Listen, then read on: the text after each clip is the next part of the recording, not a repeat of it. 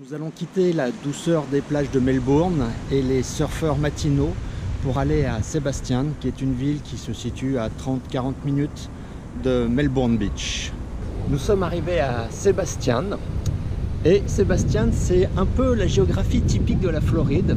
Il y a d'un côté de l'eau douce qui se jette dans l'océan Atlantique et ça provoque des tourbillons, des courants qui sont très forts, il faut faire attention.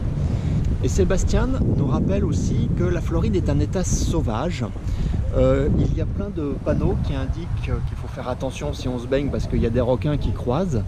Et alors ce qui est très intéressant aussi, c'est qu'il y a des routes qui traversent une espèce de jungle. Et il y a des petits panneaux qui indiquent « Attention, vous devez partager la route avec des tortues ». L'écologie en Floride, ça se niche là où on ne l'attend pas en fait.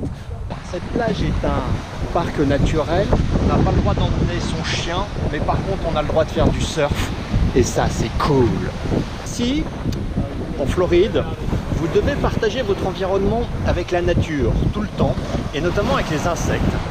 Et il y a des petits insectes qui s'appellent des lovebugs, et ces insectes-là en fait volent en couple, et ils s'accouplent tout le temps. C'est absolument inoffensif.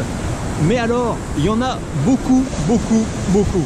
À Sebastian Beach, ce qui est formidable, quand vous marchez 20 minutes sur cette jetée, en 20 minutes, vous voyez des dauphins, des éléphants de mer, des pélicans.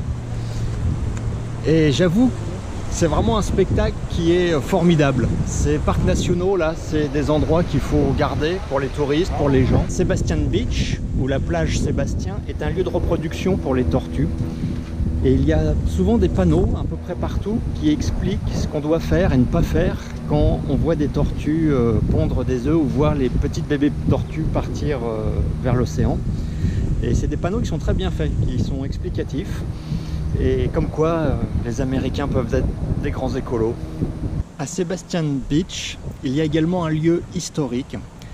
Car sur ces plages, en 1715, une flotte de galions espagnols a été prise dans un ouragan.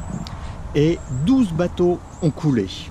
Sur ces 12 bateaux, il y a eu 1500 survivants, femmes, enfants, hommes, et ils n'ont dû leur salut qu'à une petite source d'eau chaude.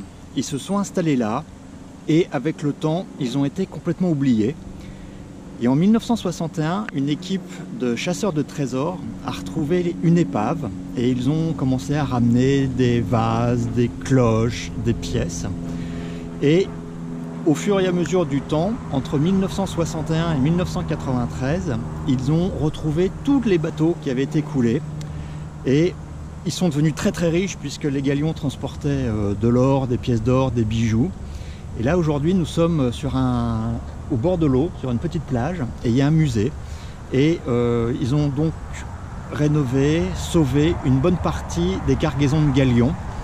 Et quand on voit ces objets, on se dit que en fait, l'histoire de l'Europe, elle est souvent liée à l'histoire des États-Unis. Et c'est vraiment étonnant de retrouver ça.